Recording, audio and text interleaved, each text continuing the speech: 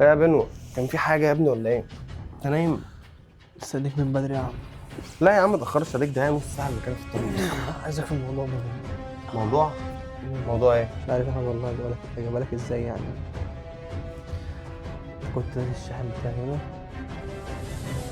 ومعدي في الطرقة عادي، سمعت صوت في الأوضة عند مراتك، فكرتها بتكلمك انت في التليفون ولا فاهم، فانت يعني بسمع كده لا بتكلم حد وتقول له بعدين ومش دلوقتي وكده.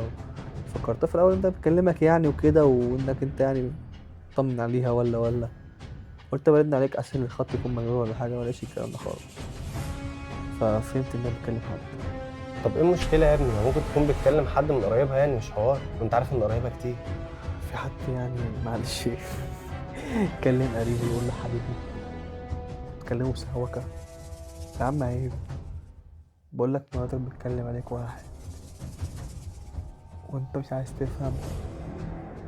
انا اخوك خايف على مصلحتك، افهم اللي بقوله لك.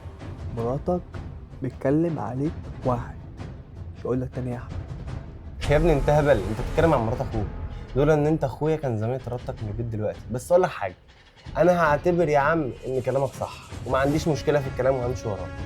انا هدور وراك، بس لو ما طلعش في حاجة لا انت اخويا ولا اعرفك. امين. تخسرني؟ الاخوات يخسروا بعض عشان نسوان. ما تصدقنيش، هي صح.